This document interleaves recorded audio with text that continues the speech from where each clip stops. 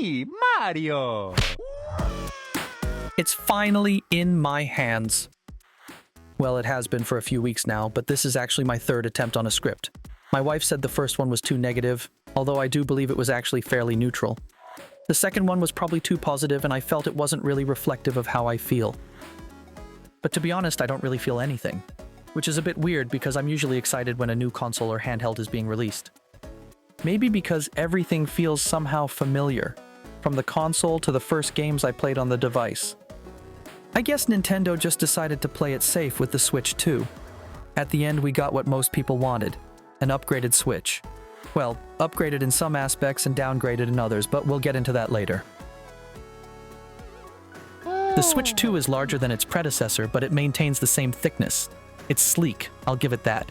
And the 8-inch screen is just the right size. Nintendo used a super efficient processor in the Switch 2, but then decided to go with a teeny-weeny battery. The battery has a capacity of almost 20 watts per hour.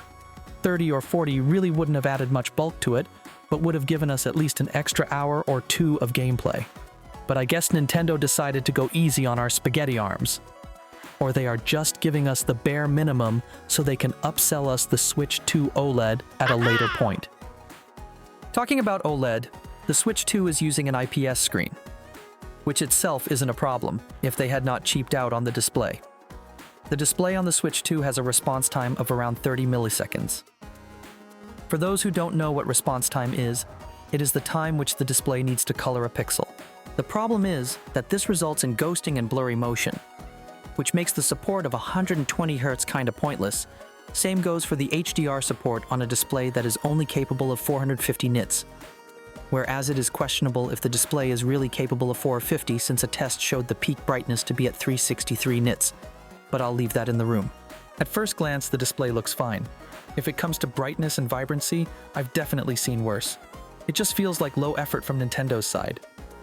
Nintendo advertises with HDR support and 120 Hz refresh rate, but then decided for a display that is hardly bright enough for good HDR nor offers the response rate to deliver the image clarity that makes 120 Hz so special.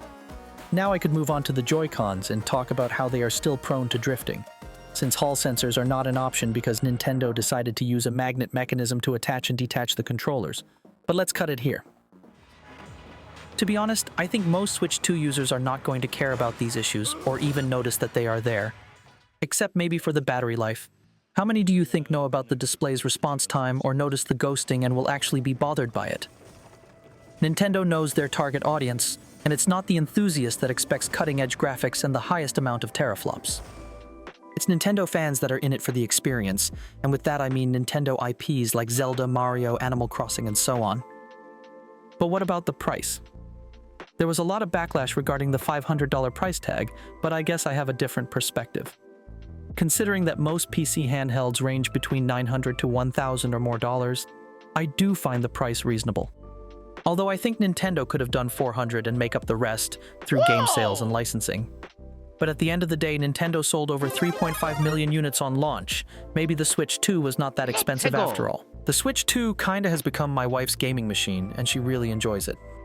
So far, she had no major complaints, except for the Joy-Cons being flat and causing her finger to cramp after longer sessions of Mario Kart. She said the grip case helps, but is not as good as the previous case she had for her Switch OLED. The case she's talking about is the Skull & Co. grip case, on which the grips extend outwards. She also was a bit disappointed because she brought the Switch 2 with her the other day just to find the battery completely drained. Apparently, she had put the device to sleep at 70% at the beginning of the week, but was completely drained by Saturday. So I recommend you to just shut down the device if you shouldn't be using it for a longer period of time.